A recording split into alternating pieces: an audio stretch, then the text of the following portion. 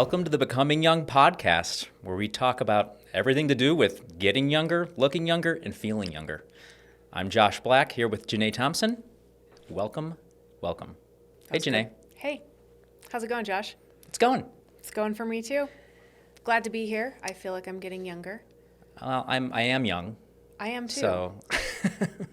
And as we get older, one of the things that has become foremost on my mind is how do I continue to feel as good as I felt for the whole first half of the 40 years that I've been alive. So tell me a little bit, like for the listeners, let's talk to them just a little bit about our background, Yeah. right? So they know who we are and how we got there. Yeah. Why don't you go ahead? Perfect. Okay. Tell us. So when I hit the ripe old age of 30, at that point in my life, I decided, the years ahead of me are going to only increase the number of my age. But instead of feeling like I'm getting older, I would like to decide at this point to get younger.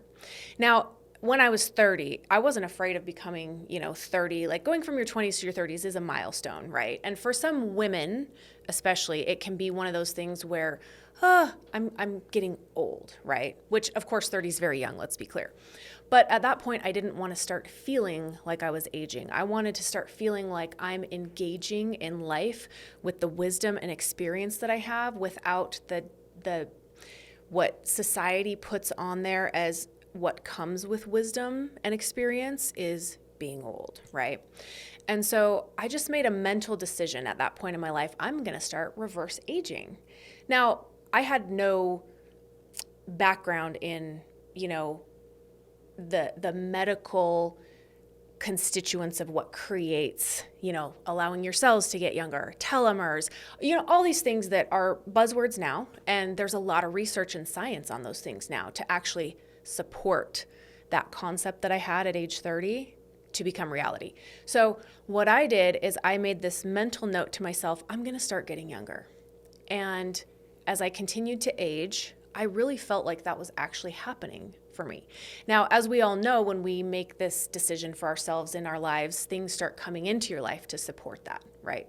And so that's kind of been the story for me as I've gotten older and I'm now in my early 40s. I feel better than I ever have. And, when those things come up that are related to aging, I look at it and I say, okay, what is it that I need to change or address or enhance in my lifestyle to take care of this problem so that it doesn't become a chronic long-term thing that creates me being put in this position of, oh, I am aging. Oh, I am getting older. Because that's not what I want. And I want to embrace myself as I age, but do it beautifully. So that's like, that was the pinnacle moment when I decided I'm not going to buy into this getting old idea. Not going to do it. No, and I think you figured it out early. Mm-hmm. I don't think many people really understand. They sort of roll their eyes at what that really means. Right. So let me tell you a little bit about my journey, right? So here I was, 38. I was working for a private equity-backed company. A lot of hours, high stress, a lot of stress. Yeah. Ended up with a panic attack. Right, I thought I was dying. Mm-hmm. Thought I was having a heart attack. I remember having this disassociated feeling, literally, which is so scary, unbelievably scary. Yeah. I was walking around a warehouse in the back, trying to figure out whether I should call 911 or whether I was going to be embarrassed talking to my colleagues. Right. And at age 38, like how scary does that feel? Really not knowing what's happening to you. I figured I probably wasn't having a heart attack, but it. Nonetheless, very scary. So I went down a road, right? I went to the doctor. I took some meds, right? Solved the problem temporarily, but I still didn't. You thought. Yeah, I didn't feel like myself. Yeah. And it started a journey of discovery for me, right? So I embraced mindfulness and ended up getting off the meds, and then I started down a rabbit hole, right? And then COVID hit, mm-hmm. and at the beginning of COVID, I got furloughed from my job for a couple days a week, and so I had 4-day weekends every weekend. What is not to love about having 4 days a week? That's everybody's dream. Everybody. And one day, I live in Chicago, and just outside of Chicago. One day, I walked from downtown Chicago to my house, right? It was 26 miles. It was a marathon. Wow. Took us 6.5 hours. Okay. Just a lazy day, right? A lazy day. Me and a buddy, just some guy time. And at the end, we're like, well, this is really cool, but I'm sore in some weird places. And over the next year, we did 13 marathons together, right? Wow. And I started tracking my body, and I started figuring out about recovery and what was I eating.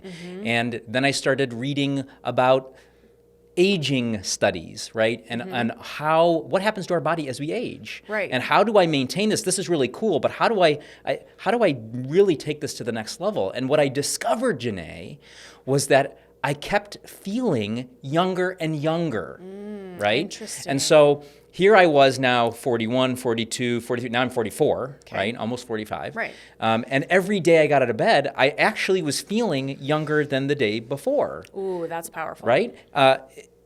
That's counterintuitive to what we're told. And so during this time, I thought, as I was talking to all of my buddies at the racket club, right, and the guys I was running with, and they're all talking about how they were feeling older. And I kept saying, this doesn't have to be this way. And so this is where we're at, right? That was and so here I am, being able to talk about and share, and I am so passionate because I don't feel that anyone should feel their age. Right, and we don't have to. Like, it's a choice. Like, for me, I made a choice. And just because I made that choice didn't mean it happened right away, but it's this process. Like when you're doing the marathons, and so going back to your 6-hour walk, you said you felt some aches and pains, right? So then that causes you to ask what kind of questions? Well, it causes you to ask the kind of questions on, first of all, why the hell am I walking 26 miles, right? Right. Well, that's a sanity question, which we can address in another podcast. For sure. But it really starts to make you wonder, first of all, what the body's capable of. Exactly. Right? I think we've all been sort of told that as we age, things slow down, right? Right. We lose muscle. Which there is truth to that, right? It continually happens, but why does it happen? And how can we undo the why? Yeah, it does. But some of the newest research out, right, is around muscle, for instance. It is changing the way that we really think about muscle and aging. Right? So for a very long time, we were told that as you age, you lose muscle. Right. Well, turns out that's not quite the case. But if you sit on the couch That's and right. your diet is not supportive of building muscle, then what happens? That's right. Then you lose the muscle. Right. So it's correlative. It's not correlative. causative, right? Exactly. But it's a lot of interesting stuff and a lot of stuff that I want to explore in upcoming episodes. Right. But I think it's really important. I want to hear also, and I want everybody who's listening to hear a little bit about your fitness journey, right? Yes. So that was a little bit of your mindset and aging journey. The initial question, and then I have my physical aspects of that, which I would love to share. So on that, another really important part of my journey is when I was about 20, I decided I want to become a personal trainer. So I got certified. I worked in the industry. I would train people. I would train them so hard. In fact, one time I had this, he was probably in his late 30s. I was early 20s. So I was definitely like the non-expert within the life experience. And I worked this guy so hard, he threw up. Not only did he threw up directly on me, never came back and trained with me again. That being said, it's not that I believe you should train that hard all the time. There's times and places for every level of training, but Times and places for vomit training. yes, Noted. times and places for vomit training. I will engage in that at one point. I would love to see if I could make myself throw up. That's not the way you want to train all the time. However, there's benefit to it, right? But as I was engaging in this whole world of physical training, and it was very focused around physique and, creating strength that was not really functional. It was more about building a look and a lifestyle that you wanted within, training for specific outcomes. And I was very young at the time. And one of the things that really came up for me is I was watching how my clients were eating. I was watching how I was eating, and I was trying to incorporate, all these different supplements and, different things that seemed like they were part of this fitness industry. And the interesting thing that started happening to me, even at that age, is I actually started gaining weight, not just muscle, but fat. And it caused me then to ask, okay, what role does diet play in this? I'm having high physical activity levels. I'm focusing really specifically on building muscle and, getting bulky and really focusing on the body and the physical outcomes that training can create. But what are the other aspects of that? And that started me on a whole nother journey of nutrition training, and I was having children at the time, not when I was a trainer, but I went on to get married, and I've had 4 children since then. And for a woman, having children is a whole new experience for your body. So with this background of fitness, and then realizing now I have these babies that after I'm done breastfeeding them, now what do I feed them? Breastfeeding them, that whole year is taken care of. I know they're getting ideal nutrients, right? But then after that, what are they going to want to put in their mouths? And understanding that my role as their mother, I become the gatekeeper for the nutrition that goes into their bodies. And then again, as I'm looking at how it affects me, what is it that I want to be creating within my home, within my lifestyle? And then, getting to that point where I've had my children and I'm incorporating this whole responsibility of lifestyle for not just me anymore, but my kids too. And what do I do with that? And how do I optimize it? And then it became the question of, how do I optimize my health? How do I optimize my fitness? How do I optimize my nutrition? And from there, it kind of just sent me down the rabbit hole of all these different aspects that go into, okay, I'm 30 years old now, but I don't want to get older. I want to get younger at this point. Well, that's the dream. Right.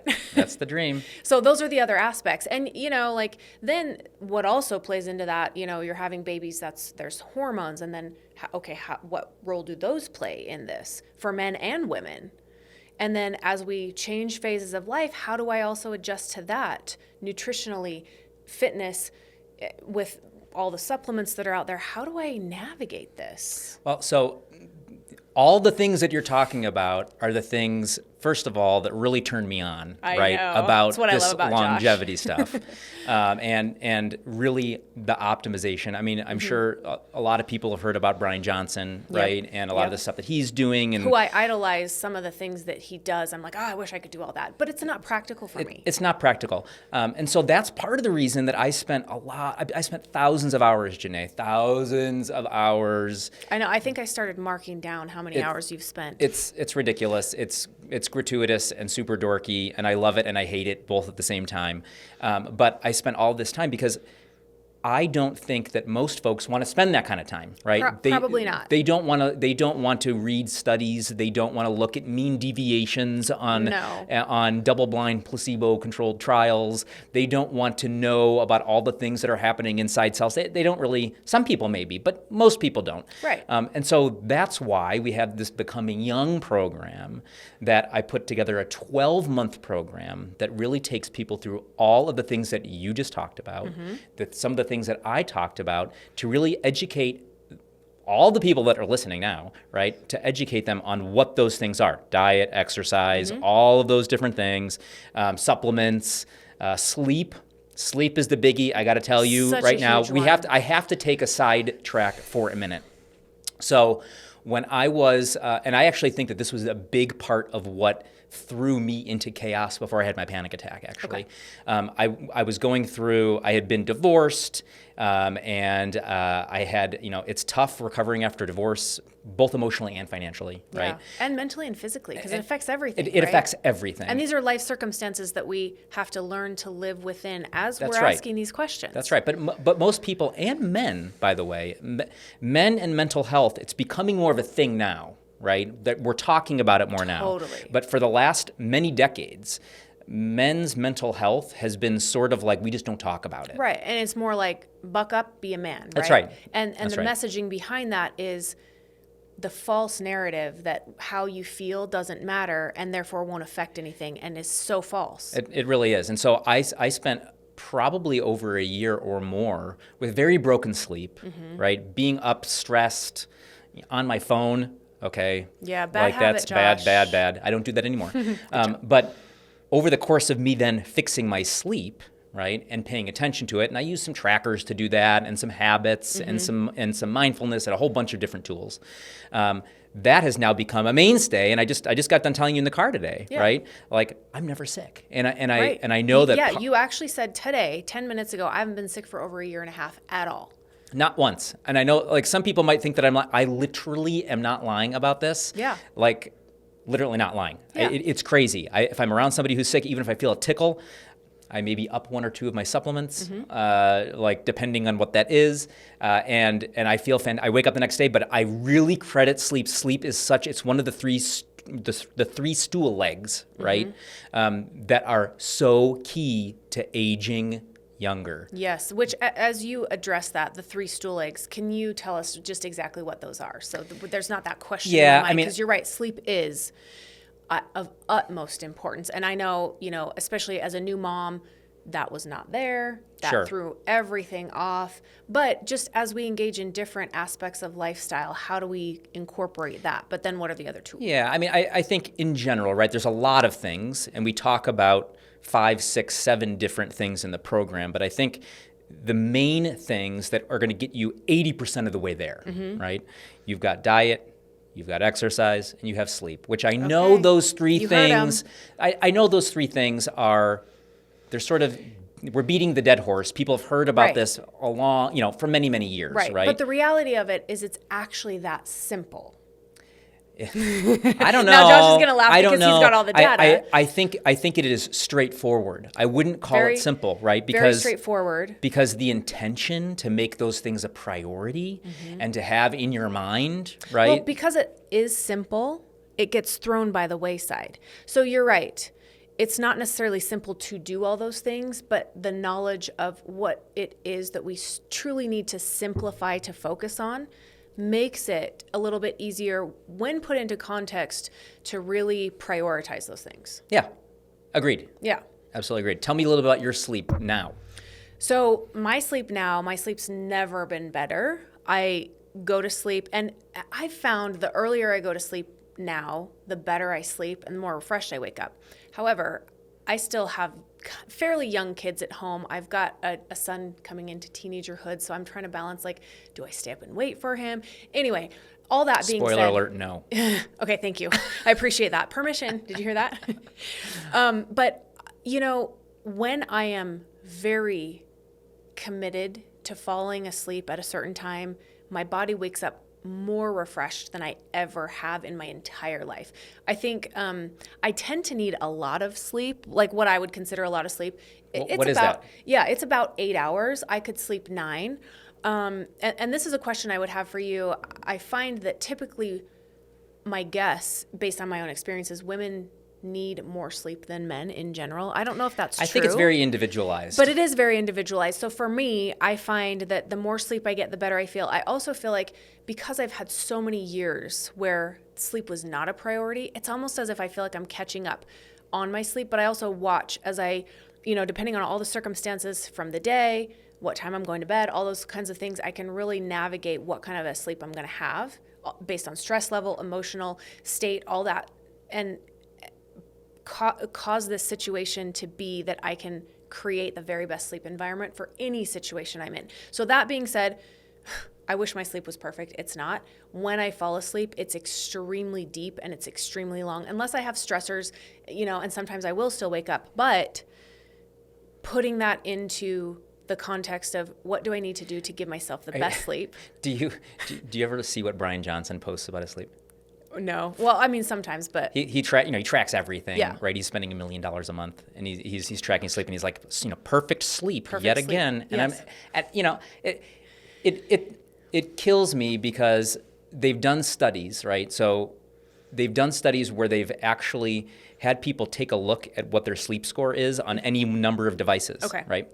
And if they've given them a false positive, you will feel better. You will feel better. Right? The placebo effect is real when it comes to sleep. 100% so real I don't actually I'll track my sleep. I won't look at any of that data anymore, just because I go on feel. And then if I have a really hard training session, I might go back and take a look at some of the individualized things that happened during the night to see if I can really push in the gym or whatever. Yeah. But you're right on. I mean, if you're getting Matt Walker, who's one of the top sleep experts around, right? 7 to 8 is sort of the sweet spot of where we need to be. And it's for so many different reasons, right? It's for recovery, both mentally, physically, emotionally, everything, right? But life isn't perfect. Right. And so wait, it's not? It's not perfect. You're saying when you have I mean, you're perfect, job, Janae, work. but life is Thanks, not Josh. perfect. So being able to roll with the punches, right? Right. And so there was a long time where I was like, after I fixed my sleep, I'm going to get 8 hours. I'm going to get 8.5. Now I aim for that. If I'm going to get 7, I always sort of, I surprise myself because on a night that I get less sleep than I would like, every single time, without fail, I assume, and I push myself very hard, right? So I run a lot of miles every week. I'm in the gym lifting heavy. I'm playing a lot of racket sports. I'm very active, right? Yeah.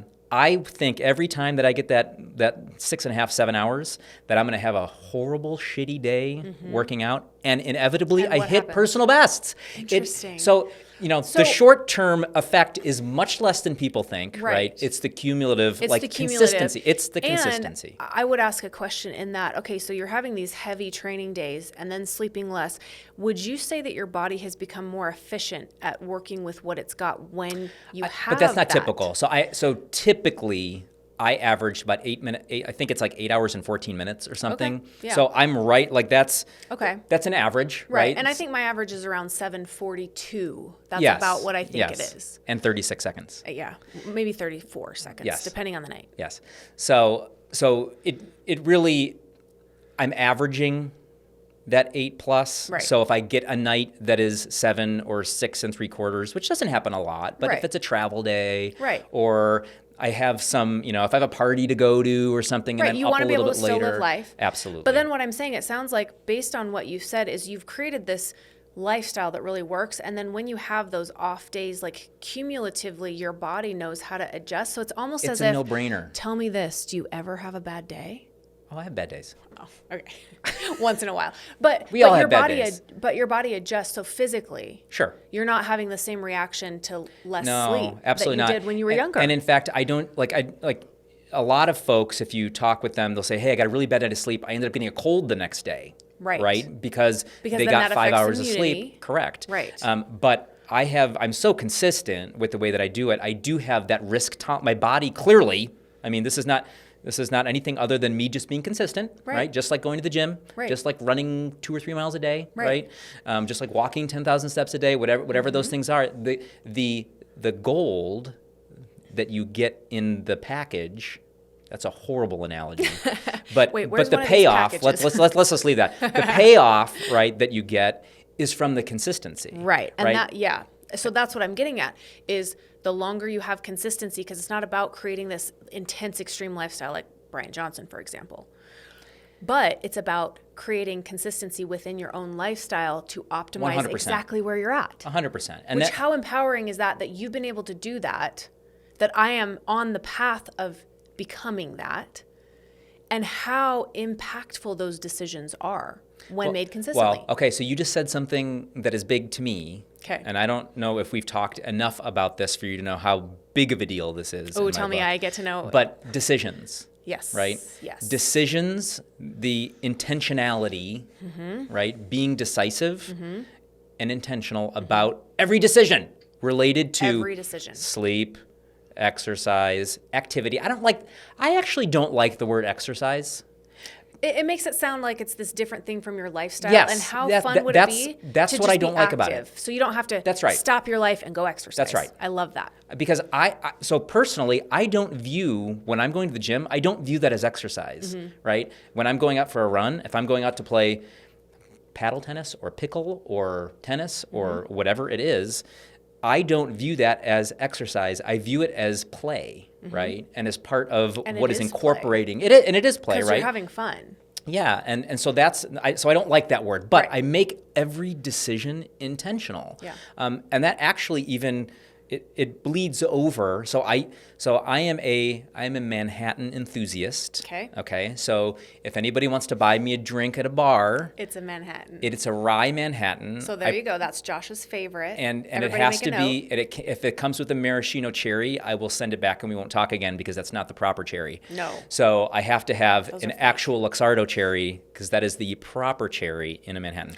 Okay, so now you're learning something very important about Josh's personality. Is there are particular things in the decisions Who would have he thought? makes? Who would have Who thought? would have thought? So if I go out and I choose, I don't drink much anymore because I did a lot of tracking, right? And I saw what it did to my recovery and my sleep and all that kind of stuff. Right. And whether or not you're a drinker we'll talk about that in another episode. But that doesn't mean that we can't ever have a drink again, it doesn't. right? And this is my point. This is my point, Yeah. which is I'm intentional when I get a drink or order a drink or decide or choose to take a drink, right?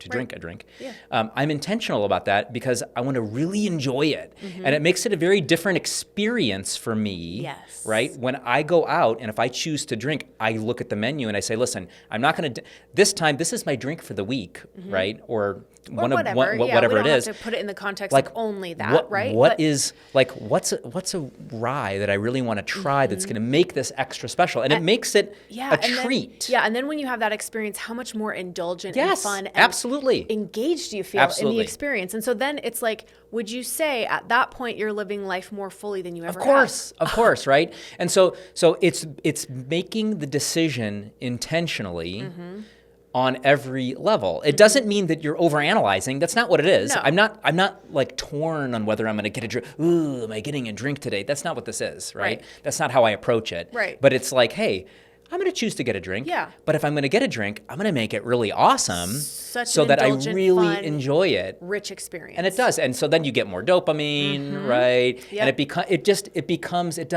you become a companion to life. You become a In my mind, what I see that is you are now an active participant in co-creating the indulgence and the best aspects of any way you can engage in life, Yes. in any activity. So I've got these 23-year-old adult babies. They're not babies anymore. Twin But they're boys. twin boys. They're always going to be They're babies, so cute. right? Yes, right. Because our babies are always our babies, always no matter babies. how old they are. Remember, take note of that, kids. That's right. And so I make all my own food at home, right?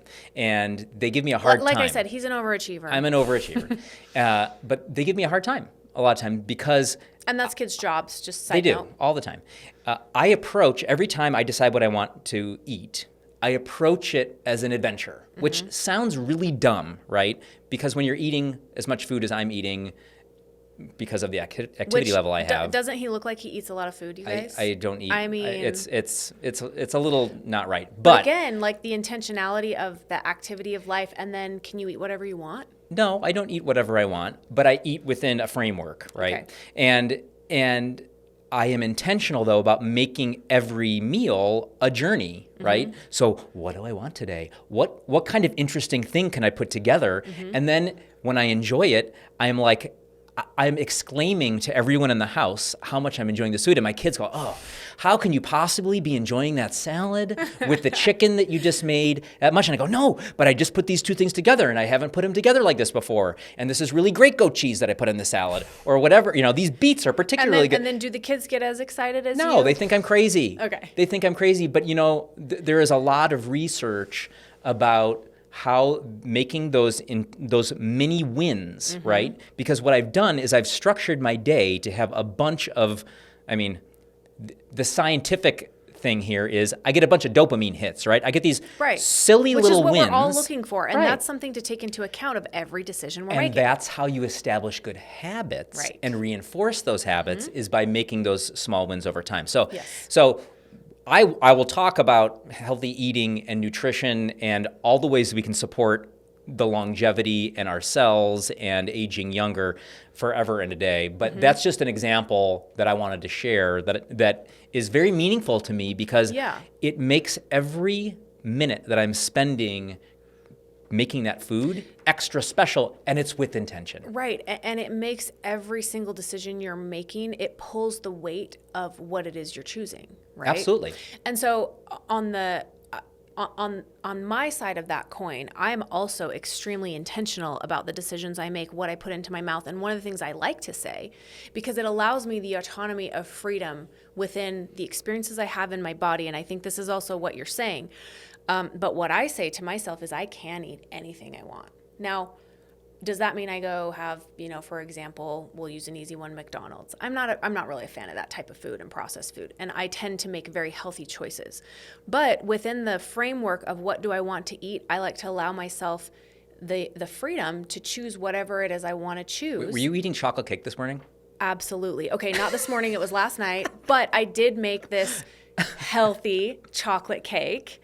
And it's in my kitchen, and I love to grab a fork and I'll just have a couple bites. And the freedom within that is I don't have to temper what I eat or when I eat it or how now, do I do those things? Yes, because let's say I had half the chocolate cake, which is probably not something I would do, but I'm not going to preclude that from my ability to choose, right? I probably wouldn't feel great after that. And I take that into account. Okay, eating that was too much. I'm going to temper that. That's not normal, by the way. It's not normal to eat a half a chocolate cake? No, well, it's not normal to have that much self-control. So we'll talk about and it's going to be interesting, right? I actually have a passion for talking about women in aging because I think that historically there's been a movement recently to bring some of this stuff and how women's bodies are so fundamentally different from men. I mean, which most of us already had that figured out, right? But and in why the medical this is very important for you, Josh, is because if you live with a woman, how much does women's health affect your actual life? For sure. A lot, right? Absolutely. So that's going to be very soon up on a future podcast. We need to bring some experts in to talk about that. Obviously, I'm a woman, so this is of utmost importance to me, but this is also why it's important for men and vice versa. Men's health for women, it's not preclusive to one gender or another, but and this is why, okay, so back to that self-control piece that you just said. I can walk through my kitchen and have a chocolate cake on the counter all day long, and I take maybe 5 bites throughout the day. So you're saying that kind of self-control is not particularly normal, but no. As you engage, and this is part of my journey, as you engage with your body in like really feeling how you feel after you eat what you eat and like really getting in tune, it's not self-control anymore. Well, it's natural. Janae, that was like a softball. Okay, let's hear it. I like it. Tell me. So what that is, and I think this is probably a good spot to sort of like tee up. Okay. That is becoming the CEO of your own body, Oh. right? And that's Is that what I am? Well, it is, yes. I mean, if you are in is. tune with what's happening in your body, if you can make choices that are relevant, timely, and accurate to the way that you're feeling and the way that you know you're going to feel, think about how many people you know in your circles who you would peg as people who could make those choices. Not many. Not many. Right? And I don't know many in my circle either. No, and I tend to hear women say, oh, I can't eat that. I can't eat that dessert. I can't do this. I can't do that. And in my mind, I'm like, oh, I can do all of that. Yes. Because I am, like in your words, the CEO of my own body. And so that's really why I created this program, Janae. Oh. It really is. I mean, I feel empowered. I know you feel empowered. Right. Right. I think that's part of our connection. And what I love about this is you've taken this from the aspect of data, how this is supported by facts, lifestyle choices. I've come at it from, yes, I do have some of that, and I make choices based on correct information at the time, but I've also done this extremely intuitively. And I know you have aspects of yourself that you do that intuitively too, but it needs to be a balance of that intuitive feeling within your body, but also backed by science and what really supports this intuitive feeling, because this alone is not enough. This alone is really boring. It's very boring.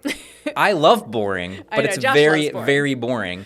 And I think that's the key, right? And so that's what we're hoping to blend here, is to take the boring and make it an adventure fun and exciting. Fun. And how do I apply it? If I were a layperson, which in some aspects I am a layperson, in many aspects of what this scientific research is telling us and showing us, I'm learning along with the discovery of it, as are you, really.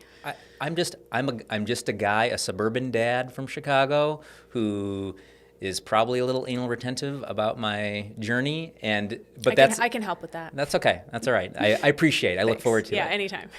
So, but what you're saying and what I'm feeling is this isn't just about the science and the data, or being all woo woo and feeling like, oh, I'm in tune with my body. It's about like creating this experience within how you're interpreting all this and literally becoming an expert of yourself within your own body and knowing how to interact with it. Well, and at the end of the day, what does that get us? Yes, that's the question. It gets me to being able to be with my kids until I'm 90, 100, 110. Right. My goal is 120. Okay. I don't think that's because we have everything today to get there. Okay. I really My don't. goal's between 120 and 144. I haven't decided which one.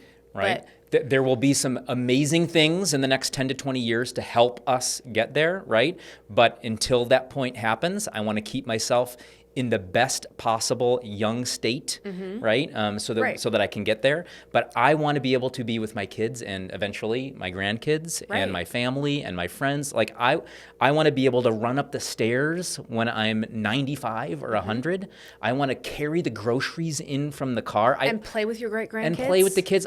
They sound like simple things, but when you look at what is normal as we age, right, and we get into that 80, the 8th and 9th decade, right, of our life, that's not typical. Right. And when you think about living that long, I think a lot of people tend to say, oh, well, like, I don't know if I want to live that long because I don't want to have those last 10 years where I'm, incapable of really engaging in life. Because then it's like, well, what's the point? And it's a valid question. Now, I'm not saying there's so much value to age and wisdom, but how do you want to feel in those years? Not just do you want to be the grandpa that's sitting there who's old and wise but can't get up, you know? I know. There's a lot, and we're going to help everybody get there with us. With it's going to be a group simple, effort. applicable steps that allow you to become the expert of yourself, backed by science, also learning how to be intuitive, and then bringing it all together in a way that empowers you to make the right intentional decision every single time. I know. I'm excited. Ah, I'm really excited. it's so good. It's very good. I'm like buzzing in my seat. I know, right? And then it's like you said, the reason we do this is not because I want to be some like body science expert. That may actually happen too. But in reality, I want to engage with my kids and feel really good. I don't want to engage with my kids and it takes up all my energy and then I have to go rest because I'm getting old. That's not the life I want to choose. No, we're going to keep Janae in the zone for as long as possible. Good, because I have 4 boys that I'm running after all the time and I have the energy and I keep up with them now, but I want to keep up with them forever. Well, And I'm hoping that I get some daughters-in-law, so I have my own daughters at some point, since I didn't get any girls. Not that. Okay. It's just future dreams, like we're talking futuristically here. But, it's how do I want to engage with these people in my life that I love. Fantastic. And so Josh is going to be the expert on that. I'm going to be doing all of it with him. And we're going to be learning together. And what's really exciting about this is something that we are creating community around. It's That's not right. just for us. That's right. Absolutely. We've got some really great stuff in place to keep people engaged, to challenge folks, to get them to a really great place with those simple steps, right? Because nobody has time to do my 3.5 to 4 hours. No, I mean, worth as of much as training a you day. sit and pore over the books and get the research, which is super valuable, from the perspective of somebody who, single mom, 4 kids, I need to be able to digest this information in a way that allows it to be applicable, but I want the authority of expertise behind it. I don't want to just try this and try that. I want to know that this is going to work. And, just like I made that mindset choice at age 30, I want to get younger. It's time now for me to have what supports that decision, be able to play out in simple steps in my life with the research that has been done so that I do become that expert of myself and my body and my experience and my whole life. I know. This is great. Okay. Well, I think that probably wraps it up for today. How do we continue this journey? Like us, follow us, grab us on YouTube. Wherever you're at, we'll meet you there. All of our socials are right below and on the website, becomingyoung.io. Until next time, we'll see you soon. And join us on this journey as we're creating a community to become young.